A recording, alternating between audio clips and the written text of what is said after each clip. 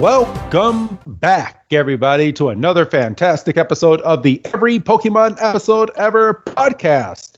I am one of your hosts, Wrestling Chris G, and on the other line with me is the one that loves to be nice and warm and cozy, is good old Dougie Fresh. Dougie, my man, how you doing?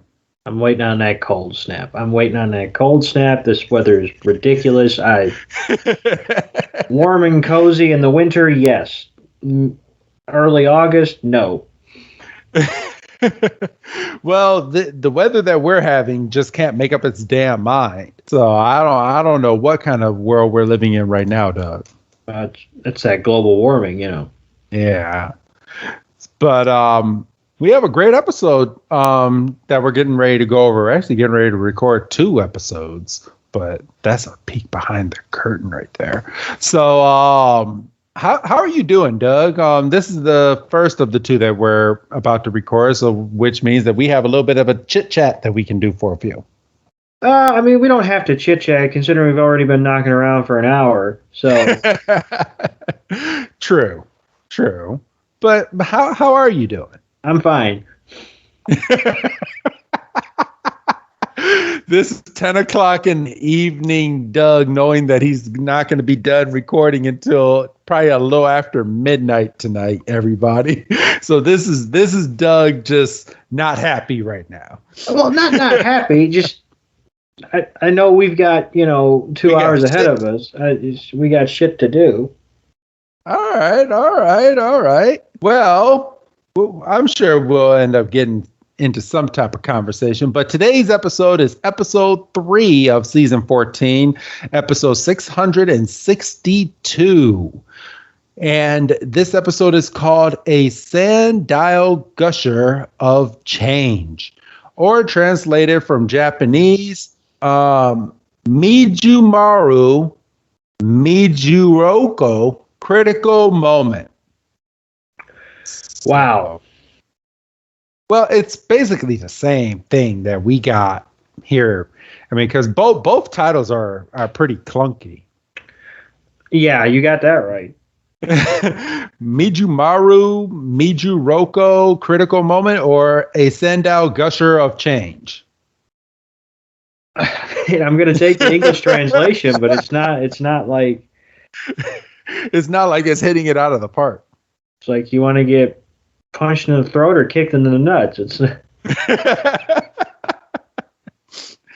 So, all right. But today's episode is the reason that I said Doug likes to be nice and cozy because we have some hot springs in this episode, Doug. Yes.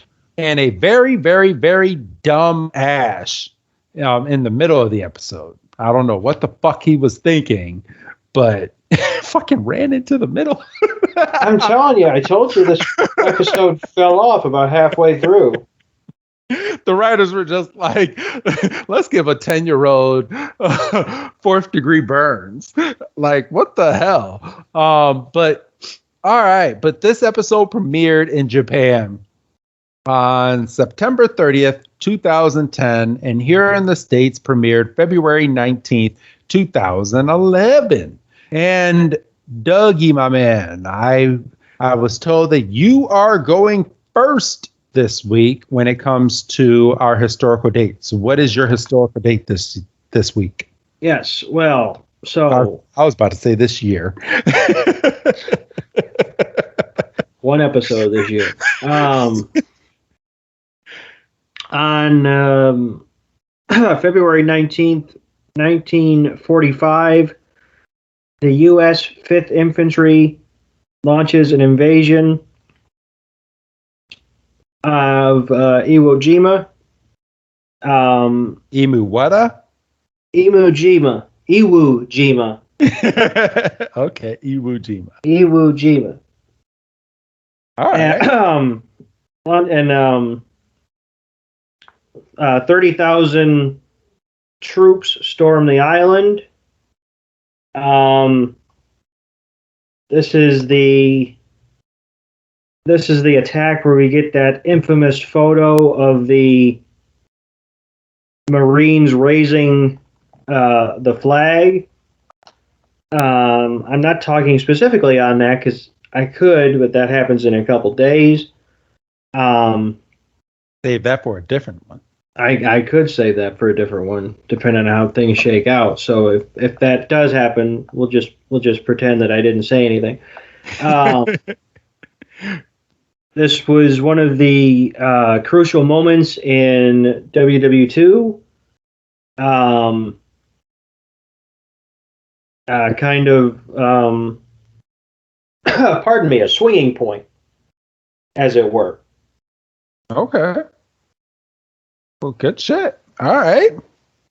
Well, mine is not really that historical. Mine's a birthday. Ready to sing happy birthday, Doug? No. Well, American comedian and actor Andy Samberg was born on this day.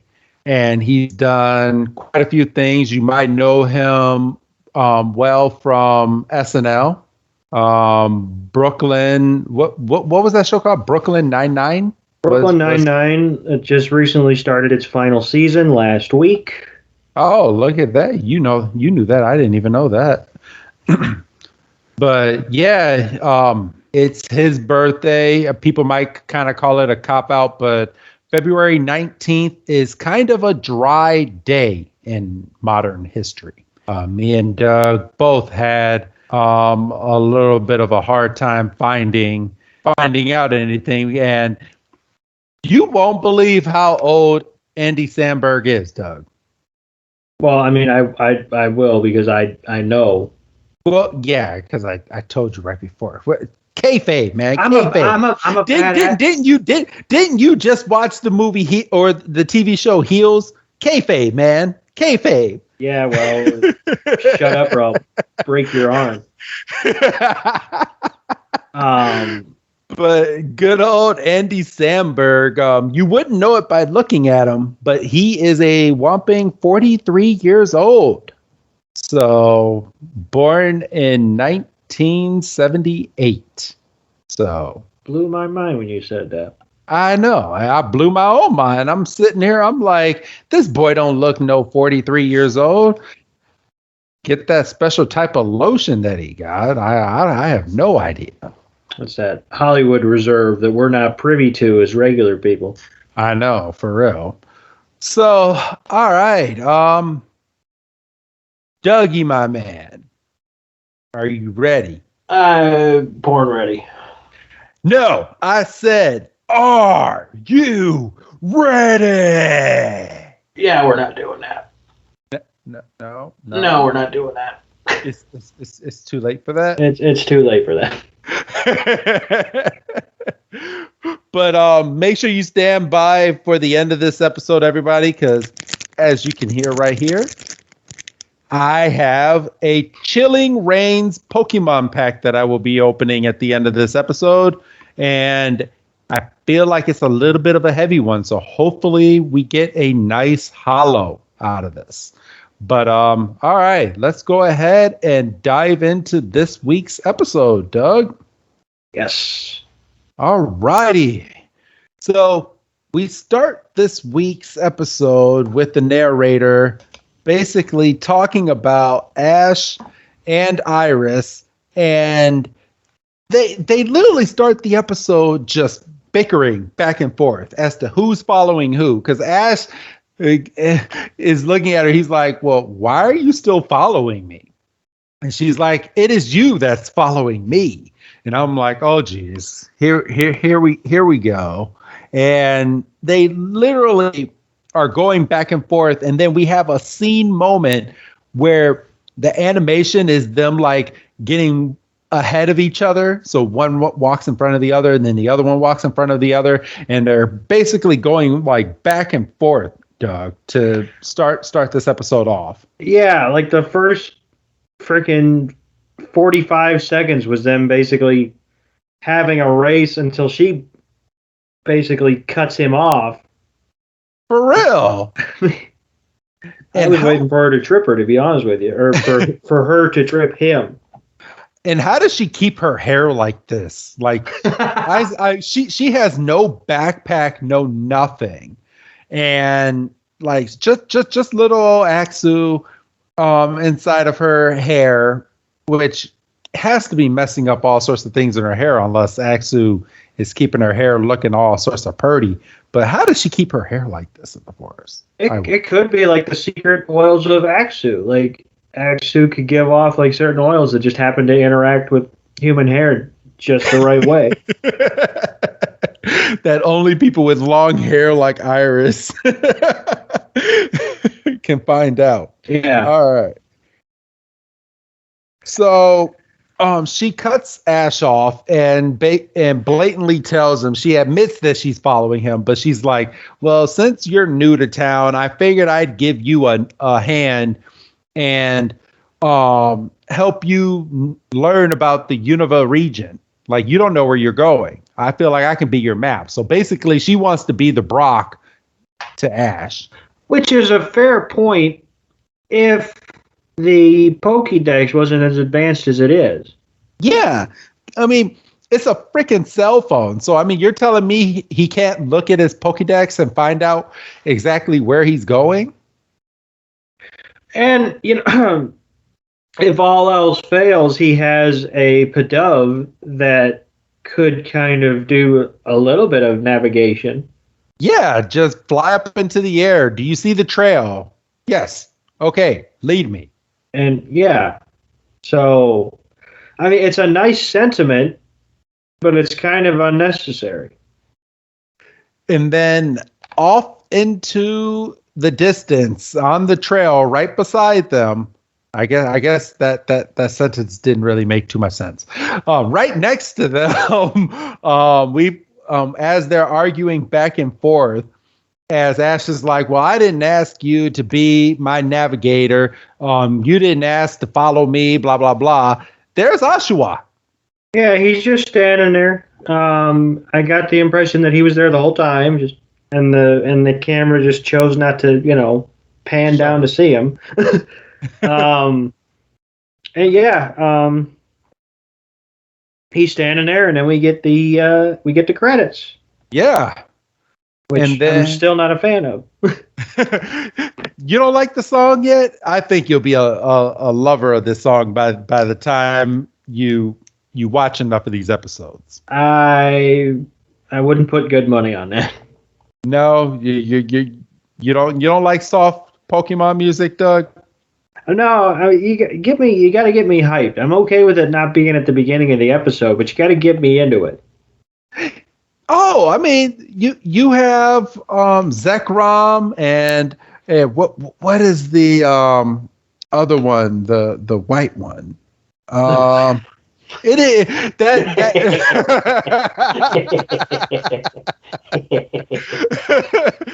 You're gonna get me in trouble, Doug. I didn't say anything. You repeated it. What do you mean you didn't say anything? I was just making sure the people heard you. He said the white one, everybody. White one. Let's see. Part of the Unova region. I have it on Pokemon Go. So this is what's kind of helping me here. So you have Reshiram, and you have Zekrom. So Reshiram is the white one, which looks like it's pretty fucking badass. And it is, even though I don't use it in Pokemon Go. But I do love the badass black Zekrom. So, just saying. Yeah, but I don't really care who's in the opening. Like if that opening, because I mean that's the thing about the opening of the original. So like just from that first couple of chords, you're like, okay, let's fucking go. With this, it's a nice song, but it doesn't get me excited to watch Pokemon. I want to be the very best. Yeah, it doesn't have that same feeling. Yeah, you're right. Kind of puts me in a, not drowsy, but kind of puts me in a bit of a softer mood. In a softer mood, Doug? Yeah. Yeah? Yeah. All right. So we go straight from the title screen over to God. I can't get that image out of my head. Oh, grow up. Grow the fuck up. To the title screen, a Sandile Gusher of Change. And to start everything off, you have Oshawott jumping up and down for joy. He's jumping up and down, and he's walking over to Ash, and freaking Iris out of nowhere just freaking grabs Oshawott. Well, first, Ash remembers this Oshawott from helping him defeat Team Rocket. But then Iris freaking goes and grabs him, and it's like, "I want you to be my Pokemon. I want to capture you. I'm the best trainer for you. Obviously, you want to be with me." And Oshawott just jumps out of her freaking arms and is like, "Hell no! I've been following Ash. I don't want to be your trainer." I want to go with the kid with the hat. I mean, to be fair, she's sitting there, she's poking his cheeks, and she like, like you said, she just scooped him up in her arms, and shouldn't she know? But I mean, she did the same thing with Pikachu when she first met Pikachu, and she got shocked. I mean, there's such a thing as personal space here. Come on now. Real. So, it's just funny because Pikachu just had no fucking chill. So Oshawott breaks out of Iris's arms, says, "Hell no," jumps over to Ash and climbs up Ash's shoulder and freaking picks up Pikachu and just goes, "Kick." And fucking kicks Pikachu off of Ash. I believe that's what the kids would say these days. Pikachu got yeeted. Is that what they're doing with their arms? Where they take their two index fingers and they put it on like they're checking their pulse? Is that what that's called? No, that's she. Yeah, I still don't understand that. She. Yeah, I don't get it. I think that's like, how kids say, like, when something's funny these days, kids say, these days, fuck, I'm old. Fuck. I don't want to do the show anymore. Kids will say, like, "Oh, I'm dead." Like, when something's funny, they'll say, "I'm dead." Yeah. I think doing the check of the pulse and doing the she, I think that's like the act out of "I'm dead." Oh, get the fuck. I mean, I guess, but I mean, I'm sure we were just as bad when we were growing up. Oh, I bet we were worse. No, we actually made fucking sense. We actually said things like, "I'm dead." Ha ha ha ha ha ha ha ha ha. Not fucking checking my pulse and going, "See." Like I'm a lot of listeners are probably, they're like, "Man, these guys are old. We're gonna stop listening to them."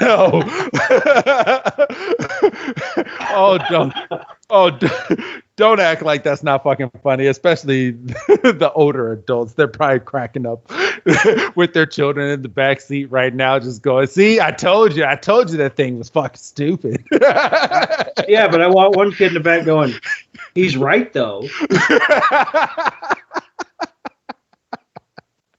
So, all right. Let's get back on topic. So Oshawott throws Pikachu off of Ash, and Pikachu just had no chill.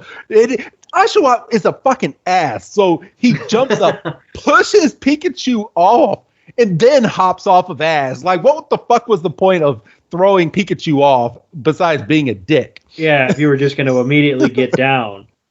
And then Pikachu's pissed off, so it throws a thunder attack. I mean, it's not specified.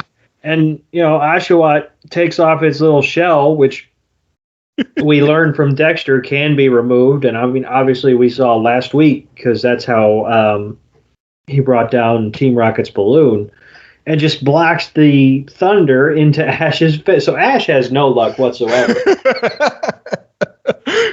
You see, they missed the opportunity of Oshawott deflecting that into Iris and having her hair just be all big and fried, just Yes. They missed the opportunity. Like Ash should not have gotten blasted by this thunder attack. Yeah, I'm with you on that one. But Iris enjoyed the fact that Ash got shocked by Pikachu, and her and Axu just starts laughing up a storm, and Ash is like, Ashwa, what was that for? And it's at this moment that Oshawott and Ash have a little bit of a moment, and Iris is like, I think Oshawott wants you to be its trainer. And, Ash kind of is like, oh, is that really what you want? And Oshawott, it's got the tears of joy, and it's kind of got an excited face. So Ash takes his backpack off and grabs a Pokeball and, turns his hat backwards because, that's how you know it's serious. Oh, And he's in serious mode now. he throws the Pokeball and it just bonks off of poor Oshawott's head. I felt so bad for Oshawott. I'm like, oh my God. But Oshawott, I mean, well, he is a baby. I mean, technically the baby version. So he doesn't know. He thinks he can just go into any Pokeball. So he's ready. He's just looking at this ball, and the ball just goes bonk. And Oshawott's like, ow. And Ash is like, that's never happened before. And so at that point, I think we all kind of come to a collective aha moment. I mean, obviously, as a viewer of the last couple episodes, we know that this is the Oshawott from Professor Juniper's lab, yes. AKA one of the 3 starter Pokemon that Trip could have taken, but he could have. Right. Freaking broke. I want to see Trip face this Oshawott with his Snivy and just have Oshawott just obliterate his Snivy and have him go, man, I should have picked Oshawott at this point. What's the 1v1 in terms of grass versus water? Let's see. When it comes to super effective, grass beats water. So water beats fire for the starter Pokemon. Fire beats grass. And then grass beats water. So, one thing that I found out in Pokemon games, and this is probably going to blow your mind if you didn't know this, but no matter what Pokemon you choose, your partner chooses the opposite Pokemon. So basically, you should be able to. So if you choose Charmander, he's going to choose Squirtle. If you choose Bulbasaur, he's going to choose Squirtle. So he chooses the weaker Pokemon of the two when you're actually choosing Pokemon. And I'd have to actually go back and play Black and White because I got halfway through Black and White and then I kind of fell off it. And then I started playing Pokemon Sun. But I believe they still do that to this day in the video games. I did not know that, but it kind of makes sense because that's like your first battle, isn't it? Yep. And you don't want to start the game on a loss necessarily. Which you can, but I mean they make it really hard. I've actually played Pokemon Red and Blue to try to lose my first battle, but your opponent growls you to death. Just and then he's like, dude, just fucking hit me with tackle. Just beat me. but you can lose that battle, and then Gary will sit there and rub it in your face if you lose that battle. Well, as he should. Yeah. Because he was trying to throw it for you. And he'll say, smell you later, which I never did get that whole smell you later bit. But that was his line in the game. So. Yeah, I never understood that. I mean, obviously, as a Simpsons fan, I know that's Nelson Muntz, but I probably didn't know that in '98. No. So, or all whenever right. the first game came out. So But, yeah, we come, like I say, we come to the realization that this is the the Oshawott that came from Juniper's lab. So then Ash is like, "Oh, Oshawott's Pokeball has to be back at the lab." So I thought yes. that was going to be the episode. I thought the episode was they got to turn back and they're going to run into some shit on the. No, we're just going to get her on the phone at the Pokemon Center. Yeah, okay. And I have a problem with this moment. Okay? Mhm. And you're probably not thinking of it right now, but you're gonna think about it as soon as I say it. So they're at the Pokemon Center, right? And they're talking Correct. to Professor. I keep her name just wants to come out as Dr. Juniper to me. I don't know why, but to Professor Juniper. Is it Ash's Pokedex a cell phone? Yes. Thank Bless you. you. Why didn't Ash just call her on the Pokédex? He didn't Oh, ever remember. well, he does have to be at a Pokemon Center to get the Pokeball sent over because you can't send it remotely through the Pokédex. Okay, never mind. Oh yeah, that's true. That's a very fair point. That's a very fair point. So okay. So as he's talking to her, Dr. Juniper's like, "Oh, I wondered where You did it again. whatever." Let's play a drinking game. How many times I call Professor Juniper Dr. Juniper.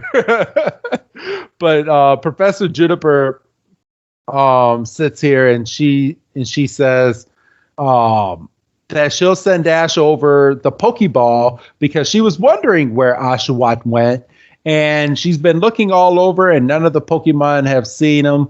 But she's glad that he's okay and that all he was doing was following Ash. Doug? Not that concerned. If all she was doing was, she could have called him. No, not really. I mean, she didn't know where she for all she knew, Oshawott ran away. Well, I just don't think she did as much as she could have done. And I Oh, mean, for goodness sakes, it's a starter Pokemon. It's not very strong at the moment. Something no. horrible could have happened. Something very horrible could have happened.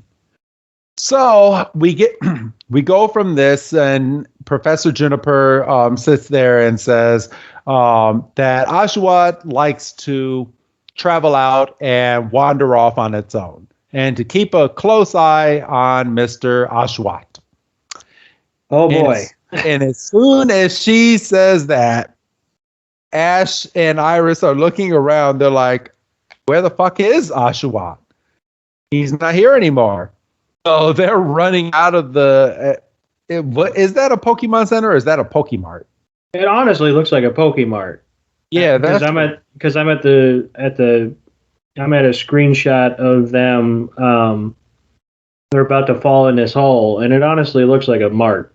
that's what it looks like. So Oshawott is nowhere to be seen, and they're running out. And Iris calls Ash a kid again, I hate it. just pissing Ash off to death because he can't keep track of his own Pokemon. And it's not his yet. No, well, technically it is. It's not. It, He is not in the ball. true. Ash has his Pokeball. Ash doesn't have to deal with this. Ash looks at Iris and is like, I don't need to put up with this. I'm just gonna start walking away.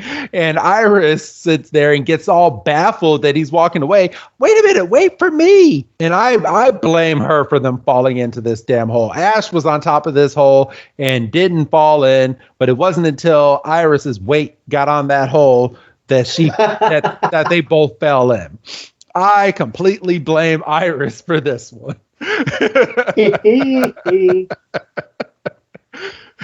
So, Doug, you wanna take over this next part? Yeah, so they've fallen in the hole, and pardon me.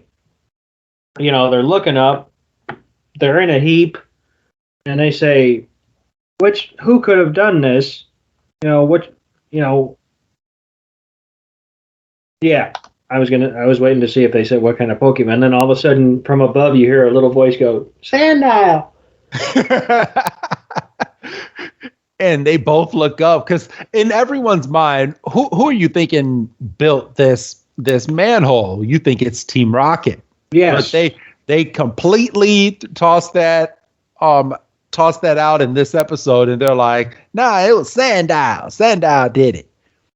And this nice little boy is looking into the hole where Iris and Ash are laying, and then we get an awkwardly close-up look of this boy's face before he apparently pulls them out. But then after that, we go straight over to Team Rocket running in these horrible disguises. Like, what were they, bless you, what were they thinking wearing these disguises?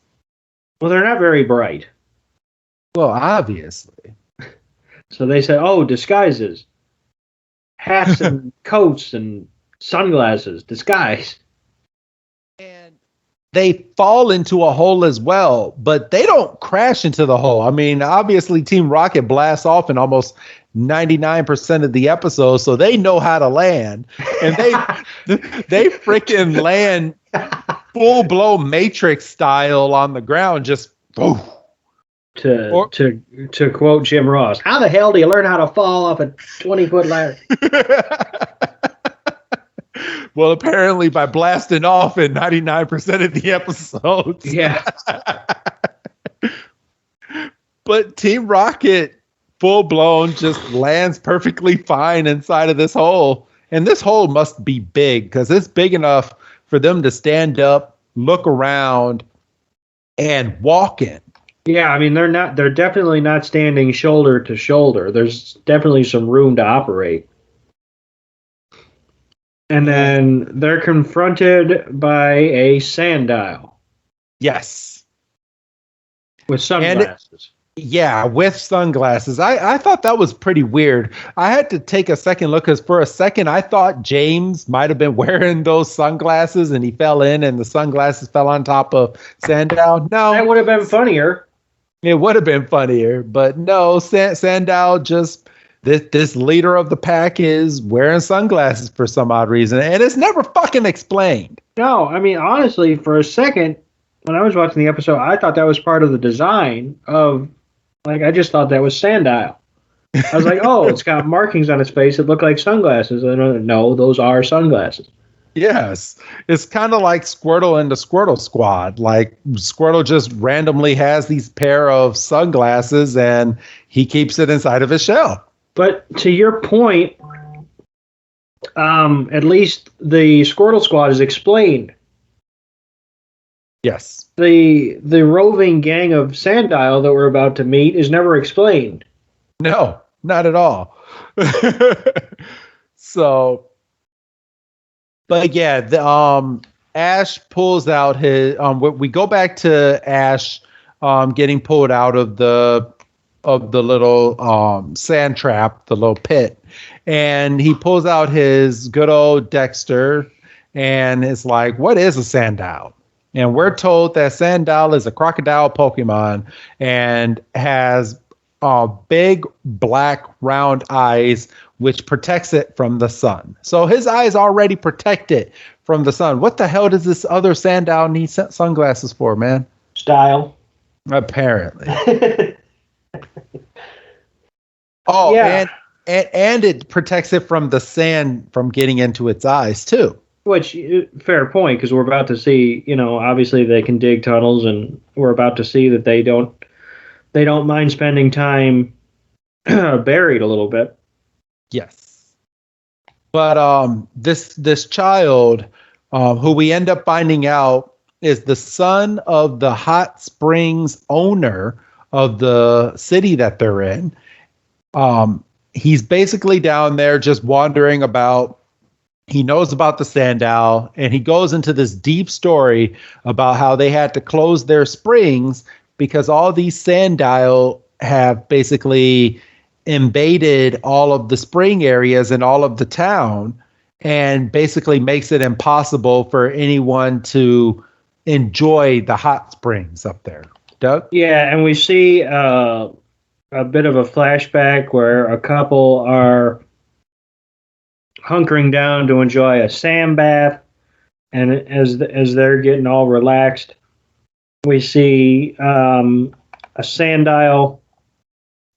Apparently, the Sandile that was in the hole with Team Rocket via the sunglasses popping Yes. up, and the owner's just like, "Oh, that's just a wild Sandile. He's not going to bother you. He just likes the warmth of the sun as well."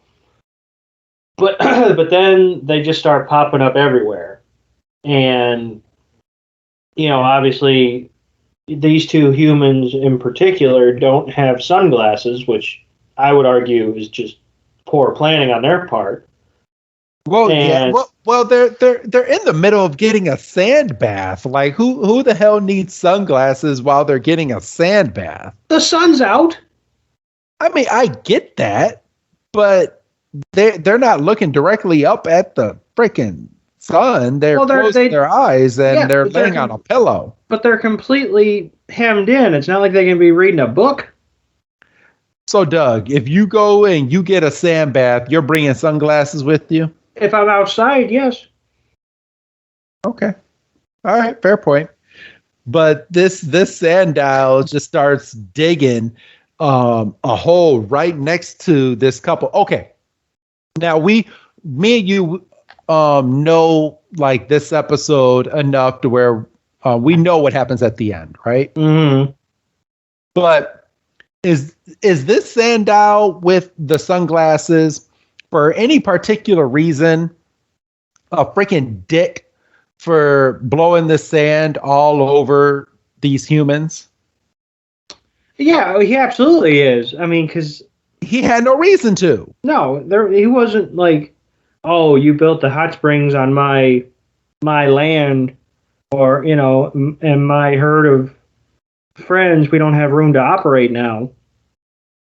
He was just he's like, I'm just a cool guy. I've just got sunglasses, and the sand is my land, and fuck you. Exactly.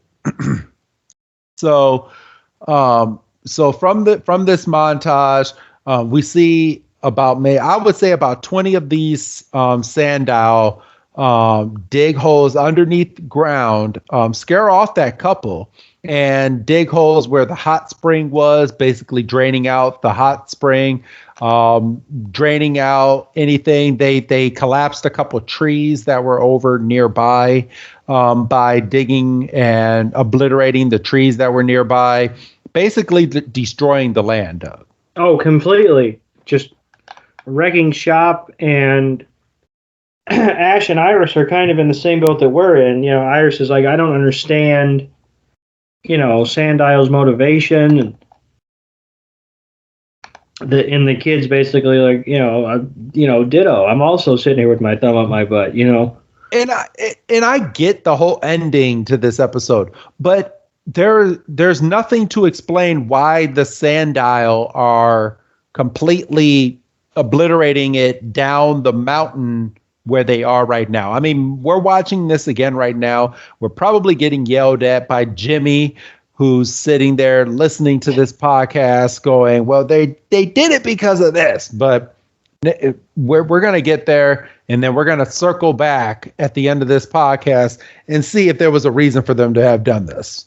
And I don't believe that there is. I don't either. I watched the episode. So, but Ash and Pikachu look and they say, okay, this looks like this needs some investigating. So it's time to investigate. So what does Ash do? Ash jumps in with Pikachu and starts sandbathing. Just makes himself completely comfortable and gets him and Pikachu buried in like 5 seconds. Yes. And Iris is like, wouldn't you do the same, Doug? I don't know if I would have been so ballsy to just say, oh, this is a perfect time as any to just strip down to my skivvies and just dive into the sand here. Hey, I mean, when you're 10 years old, you don't care who sees you naked. I would like to think that I had a little bit of modesty at 10. I mean, I'm not going to speak for you, and I'm not going to tell you how to live your life. You know, I was about to say you should see my son. My son. This is beside the point, but my son the other day was walking around the house, and he was in a t-shirt with one of his nice new sweatpants on, and we are supposed to have someone come over to the house, and when we were told that they weren't coming over anymore, he looked at me. He's like, "Can I take these sweatpants off?" And I was like, "What do you mean?" He's like, can I take these sweatpants off? He's like, "I feel so confined." So, and I looked at him and I was like, "I don't care." And he took off his sweatpants and he's walking around in his boxers. And then he gets into this mode where he had, anytime he plays with his toys, he likes to call it making movies. So he makes movies, but he only grabs one action figure, and he will sit here and he will reenact all these different scenes with this one action figure. Like, this action figure can fly, he can do this, he can do that. He's blowing stuff up, he's wrestling, he's doing all of this in his imagination. And if I was outside of my house looking through my window, all I'm seeing is my son looking like he's dancing in his boxers in the living room / kitchen area. Hey, he is in his own house. He is living his best life. He was definitely living his best life. Probably embarrassing him. Wait until I play this clip back to him one day. Right. But all right, back on topic. So oh shit, that was too smooth. You want to go or you want me to go? Damn. That was too smooth for the good old Doug, man. Axu goes and burrows underneath the ground and plops up and is right next to Pikachu sandbathing as well. And Iris is not a fan of this. She's like, "You're a part of this too?" Ugh. Yeah, because she was going on this whole big point about how Ash was being selfish because all he cares about is getting in the sand and relaxing, and then, you know, her best friend is like right next to Pikachu, and she's like, "Son of a, I'm completely outnumbered here." So it's at this point that we flash back over to Team Rocket. Team Rocket just seems like they're just a bother in this episode. I don't know why, but we could have dealt without Team Rocket in this episode. Yeah, they were a complete afterthought here because, pardon me, they're out of the hole and they're spying on the resort. Yes. And they are being pestered by Sandile, the fuck me. The Sandile with sunglasses. Him. The leader. Right. Well, of what we don't know, but the leader. Yes. And, you know, they're doing the whole get out of here, scram, what are you doing? You're bothering us. And, you know, poor old Sandile, he's got some friends. He's, you know, so he says, "Well, fine," because they're like, "Oh, you're blowing up our spot, basically." And he's like, "Oh, watch this," and he digs underground and he starts heading towards the resort, and then we're back with the Ash and the gang. Yes, and it's at this point Ash is looking up, and there's cute little old Oshawott just laying there in the damn sand, minding his own business, just in his own world, living his best life, as you just said, right? And should this not be a thing? Because Oshawott is a water Pokemon that can presumably, I mean, I'm taking a guess in this generation, can probably use some type of ice attacks. And yes.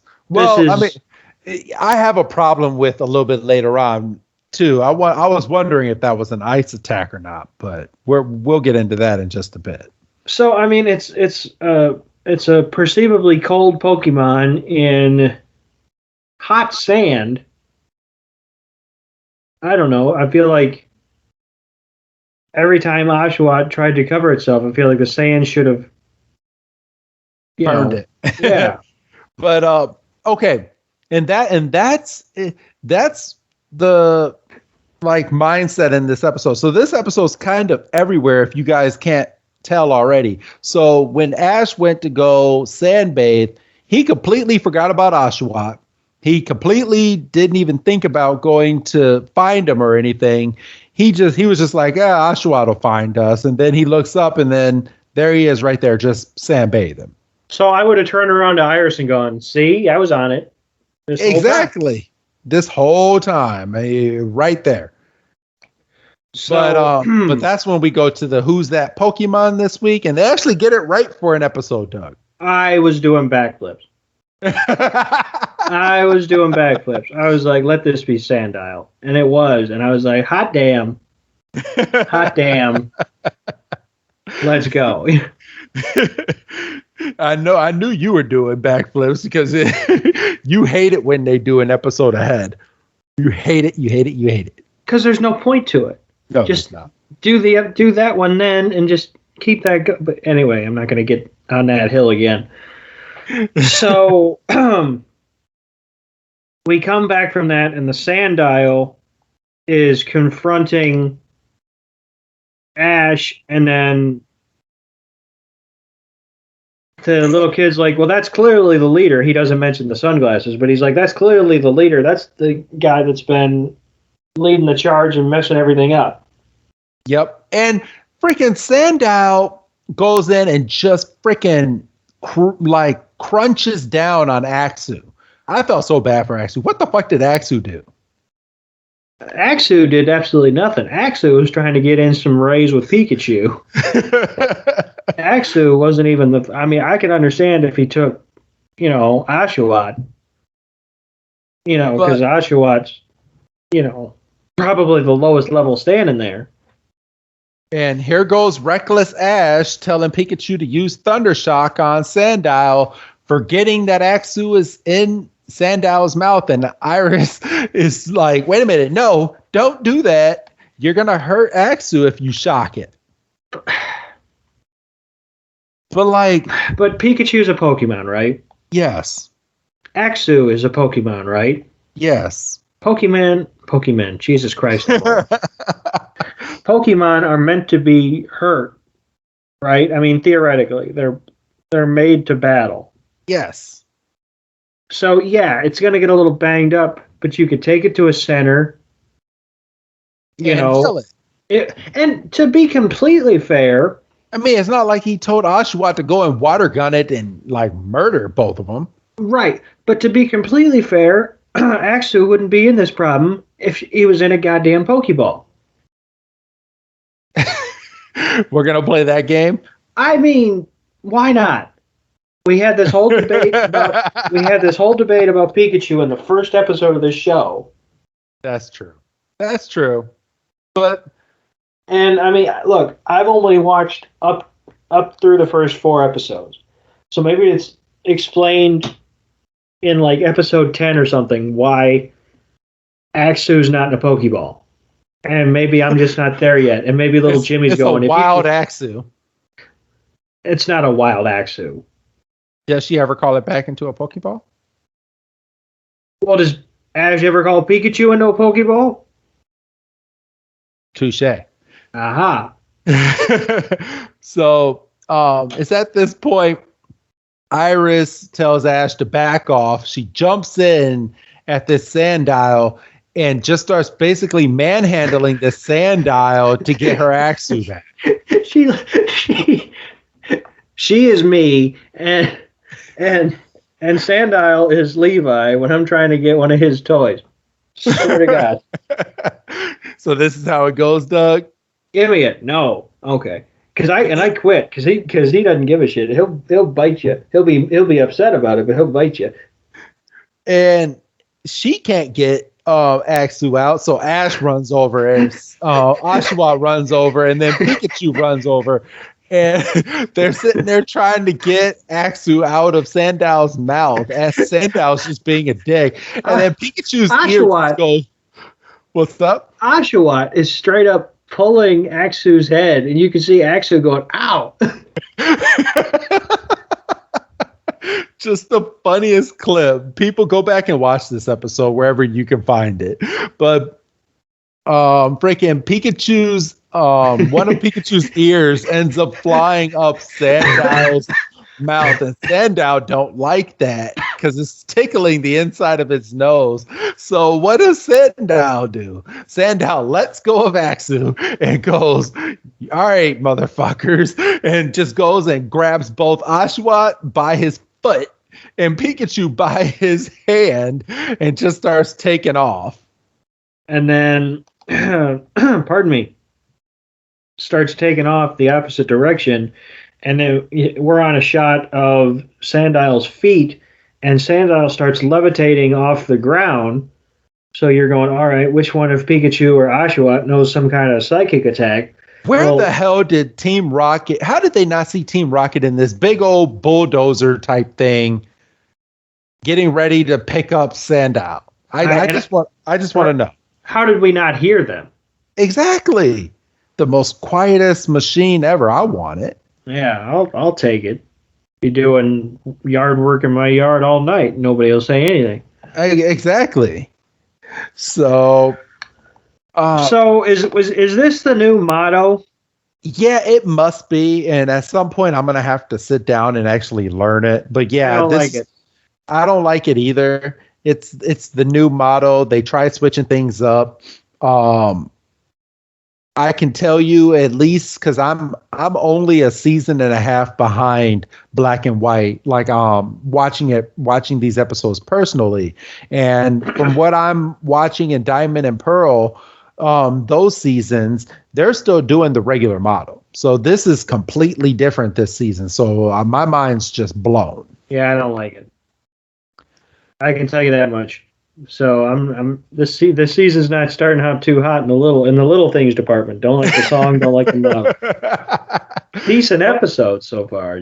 I was about to say decent episodes, but I mean, Team Rocket even has a new R logo that they're hot-shotting in every single model. I don't hate the R logo. It's the same. It's the standard logo on their uniforms, but it's a different logo, like in their song effect or whatever.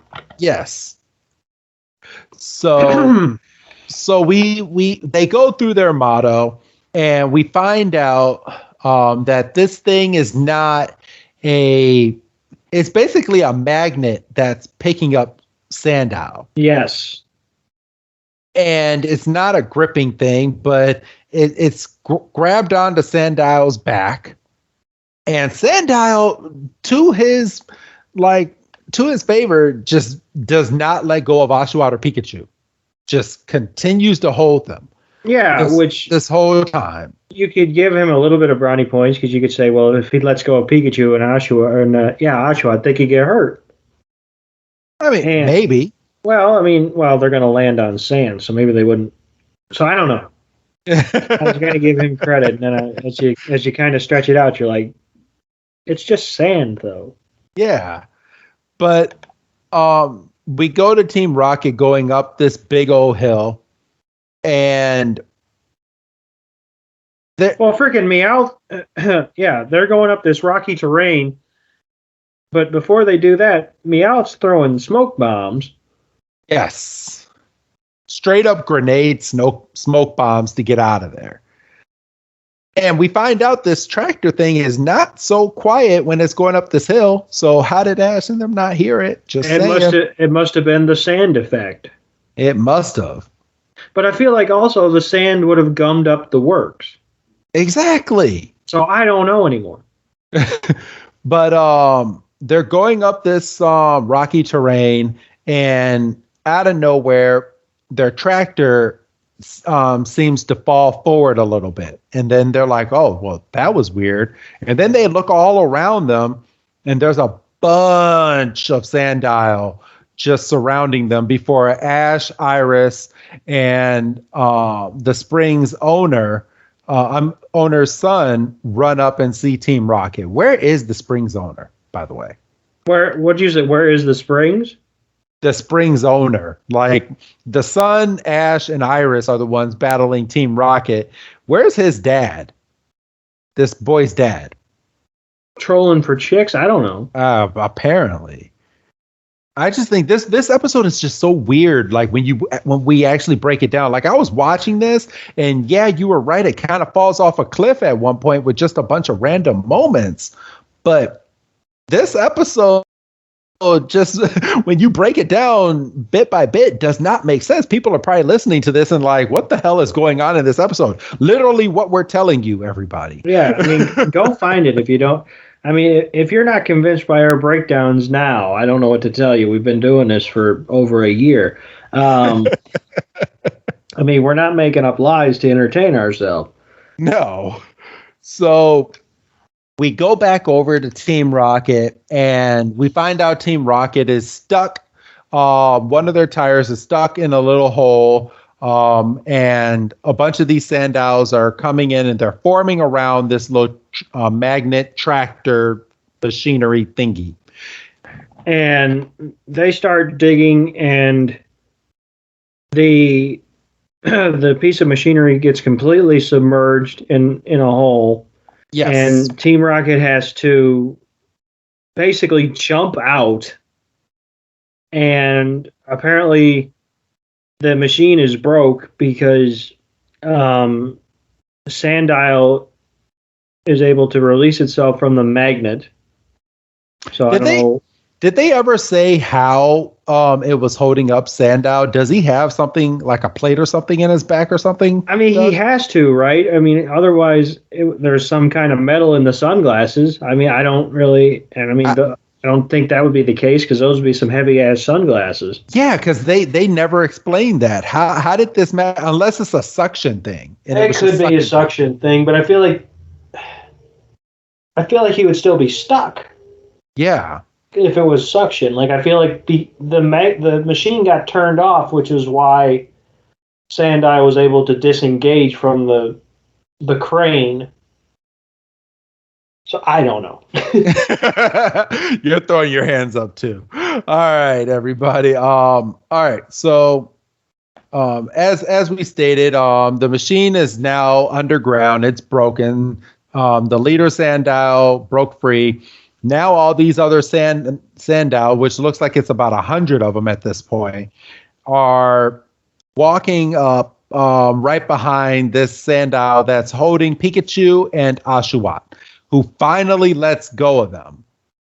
And Pikachu and Oshawott turn around, and we see a bunch of random wild Pokemon. We got some Deerling, we got some Pidovs, yes, and we have some Pat Rats. Pat Rats, that's it. I knew they had a cool name. Yeah. Yes. And the leader Sandile gets up on a higher rock, kind of basically like this is the podium, and you could see that he's given directions to all the Pokemon within earshot. And they need to get the fuck out of here. Yes. And basically, as he finishes his thought, we get an eruption out of one of the geysers. Yeah, geysers. And these geysers are shooting up steaming hot water.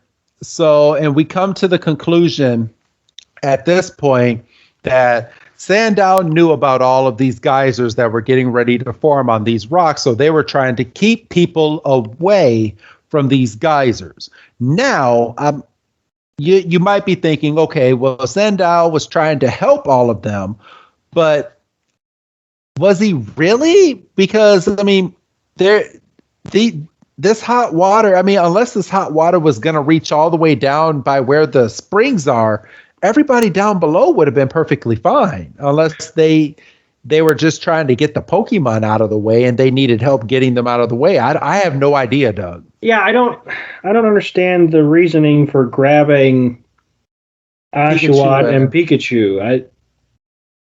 Because obviously they had the leader. Like it's not like they needed a bigger spokesman for the group. Hence Pikachu, because obviously the sunglasses Sandile had that covered. Exactly. So that's a head scratcher.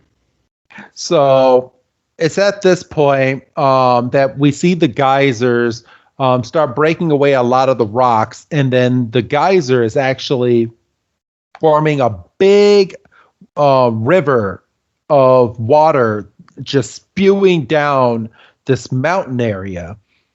But it's at this time that all the other random Pokemon, the Deerling, the Patrat, the Pidove, that they're all just walking away from all these geysers. They're not running, they're walking. And then out of nowhere, all these geysers end up entrapping these wild Pokemon in one big circle. And now these random Pokemon are stuck with steaming hot water all around them. Because I mean, you basically laid it out. So it's basically like the wild Pokemon are on this basically loose piece of rock with no dry land to move to. Like they're completely marooned on this piece of rock. Yes. Now, I don't understand why the Pidove are there. I don't need, especially in a second, and we're gonna get there. I made a good note on my computer as to why the fuck are these Pidoves scared? They can fly. I mean, yeah. I mean, the Patrat and the Deerling, yes, but these Pidove, other than we just like being part of a group. I mean, we just because we can leave doesn't mean we should. Just because we can. So now that all these Pokemon are trapped with steaming hot water all around them, Pikachu tries to run over to go and try to save them, but gets tackled by Oshawott because Oshawott saying, "You can't go in there. You will be a fried mouse." So Ash is like, "Well, I'm going to go in there and save him." Because, I mean, I guess Oshawott has more sense than Ash does. And Ash takes one step into this steaming hot water and gets like 4th-degree burns all over his leg. And he flies back. He's like, "Oh, that hurt." And I'm sitting there going, we're all sitting there going, no shit. So it's at this point where the Sandile start grabbing onto each other's tails and making a ladder. And they make a ladder to go over to the wild Pokemon, and the Pokemon don't want to cross. Because they're scared. Yes. Which is a fair point. Well, I don't give a fuck. I'm either going to die on that rock or I'm going to die trying to cross it. I'm going to try to cross. Well, yeah, but you also have the benefit of hindsight. These wild Pokemon don't know. They don't know trust. They don't have trainers. They're just trying to live their lives. Ash is sitting there trying to save him. Sandile specifically told him, "Yo, get out of here. You're going to get burned. This is going to hurt." Like, if they didn't gain trust by that, these are just some dumb Pokemon. These are some dumb wild Pokemon that are stuck on this rock. Like, I would not want to capture any of these Pokemon. Y'all can go and be in a beauty contest or something. I'm not capturing you guys. Lack of survival skills. For real. I mean, at least when Ash's freaking Charmander was with them back when they were with the whole ice situation, Charmander uses its tail as heat. And then freaking Bulbasaur, Squirtle, and Pikachu would come over and they would hug up against Ash to keep him warm. These Pokemon would seriously be looking at me like a deer with headlights. Get it? And not know what to fucking do. Well, they're also wild. I don't care. You know how many Pokemon in these episodes we've seen that are wild, that have more sense than these? I mean, these Sandile have more sense. Oshawott has more sense than Pikachu, apparently, and Ash. Well, and I mean, and to your point earlier, the Pidovs just fly across the other side like none of this matters. So Which is why I said they can go and be in a beauty contest because I don't want to be a part. Like, I don't get this. I'm sorry. I don't mean to be so down on this episode. This episode's hilarious. It's just when you're putting pieces together, it's a kid's show. So Pikachu starts to cross, and the ground starts giving way. So Ash has to grab the last Sandile and hold tight as Deerling and Pikachu cross, and you can see that the leader Sandile is kind of getting a little tense because he's got like a little bead of sweat, and you can see that his grip's moving a little bit. Because, yes. I mean, at some point, something's got to give. I mean, and I felt bad for that Sandile. This Sandile is holding all the weights of all these other Sandile, the one that's in the front, and Ash. Well, but if Ash wasn't holding the back Sandile, they'd all be in the water, and it wouldn't matter. True. But we get a shot of a geyser as Ash is trying to get back across and not knowing how he's going to get across. This geyser is coming up, and it's a huge one, people. And it's getting ready to come down and just burn the mess out of Ash. And if it doesn't burn him, this thing is going to kill this little boy. Yeah, it's going to scold him for sure. And Oshawott jumps up and hits, and you alluded to this earlier, what I'm assuming has to have been an ice attack because the water completely evaporates. Exactly. And that's what I wanted to point out. Like, I'm looking at this move, and the water that water's too hot for a regular water gun in my eyes. Well, it's a natural geyser, yes. Yes. So Oshawott is up in the air, and after it does its attack, starts falling, and then he's about to fall into the scalding hot water that's surrounding everybody. And Ash has enough withdrawal in his head, like he's like, oh shit, I'm about to lose Oshawott, and he finally calls him back into its Pokeball. Fast thinking. I don't know if I would have thought that quick, Doug. No, and especially considering he's also holding the weight of handful of Sandiles in his under his other arm. Yes. So it's kind of funny, you look at some of these episodes and he can barely talk and eat at the same time. But when it comes to saving people, I mean, that's just second nature to him. But then, of course, just as we say that, the Sandile completely slip out of Ash's grasp, and those back Sandile are about to be Sandile soup. But just at the last split second, a hand grabs Ash, and I'm guessing saves him from falling in? Yes. Even though he was completely sturdy on the ground. It didn't stop him. It stopped the Sandile from flinging back over and becoming Sandile soup, as you said. But it also saved Ash from falling forward because he had a grip on that Sandile. So the Sandile basically was like pulling him forward because he was losing the grip. Well, anyway, it ends up being Iris making the save, and then the leader Sandile does this up and over maneuver with the entire chain of Sandile, Iris, and Ash. It's like this. It ends up being a tower of Sandile that's at least, I don't know, fucking 30 of them, maybe. Yeah.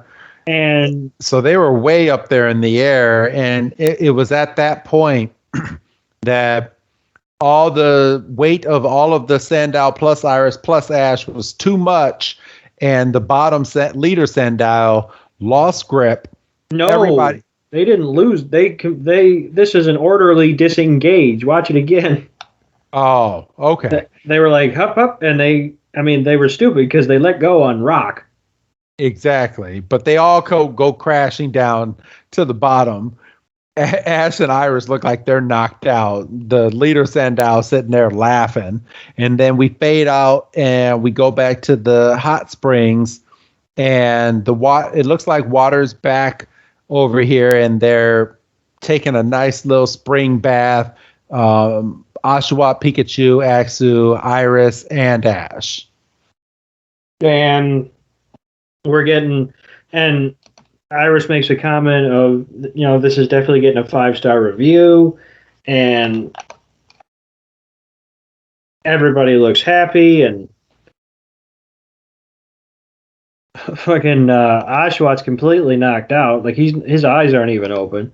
Yeah, he's knocked out just sleeping. And then we get the narration, and we fade out to the jungle, and then we get a parting shot of the smiling sunglasses Sandile. That's going to be Ash's Sandile at some point, isn't it? I mean, one would think. So, I mean, it kind of has to be. But yes, that would be another check in the box of Pokemon Ash didn't actually earn, much like this Oshawott. Hey, don't be hating on him. I will. Because this is the 14th season. Yes, and he's still getting Pokemon the same way. Yeah, so I will. But, all right. So, Doug, what would you give this episode for our fine listeners? It wasn't a bad episode. I mean, 3? I think 3 is fair. Maybe a little more action. Maybe would have gotten a 4, but there was a lot going on in this episode, but when you break it down, as we were saying during the review, some things just didn't make sense. Kind of all over the place. A little bit. But good episode overall. I'm going to go ahead and give it a 3 as well. So there we go, Doug. You know what time it is. It's pack opening time, my man. Oh, you're not even going to let me do it anymore. You were gonna say it's 11:05. I was, but I'm not gonna do it now. The moment. All right, everybody, let's go ahead and open this pack. We've already been recording for long enough, and we still got one more to do. All right. So I got the code, which I can give out at a later time. Take the top 4 cards, put them at the bottom. Doug, what energy am I about to look at? I'm going to say fire. Oh, not this week. This week was a fighting energy. Fighting. Yes. It was either going to be fire or water, and we already had water, so. So I got a fighting energy, a Flannery trainer card, an Old Cemetery, a Steenie, a Shuppet, a Cubfu, a Blitzel, a Quailfish, a Slowpoke. The reverse hollow is an Ampharos. So that's a nice one.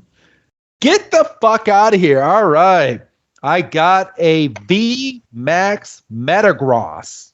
That's a fucking nice ass card. I do got the nicer version upstairs, but this one's still fucking nice. I knew this pack was heavy. I knew I was gonna get something nice in this thing.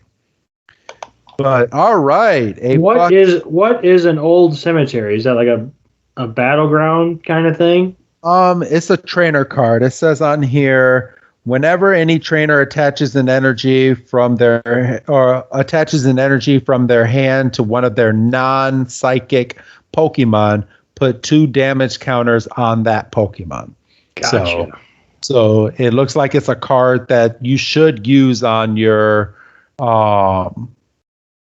let's see, Oh, it says any player. Oh, so you can use this card, and if your opponent has no psychic Pokemon, you're basically giving them 20 energy for every time that they attach an energy to their Pokemon. All right, that's Oh, not a damn. bad card. Yeah.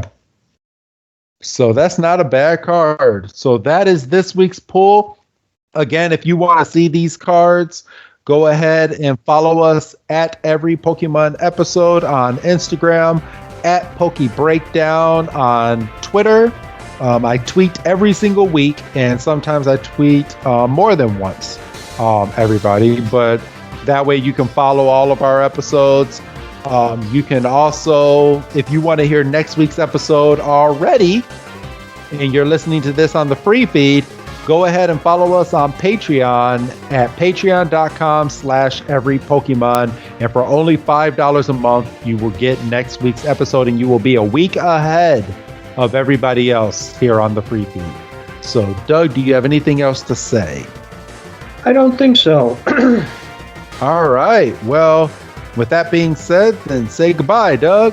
Goodbye, Doug. And this is Wrestling Chris G telling all of you, don't miss next week's episode because it has Kabig in it. Have a good night, everybody.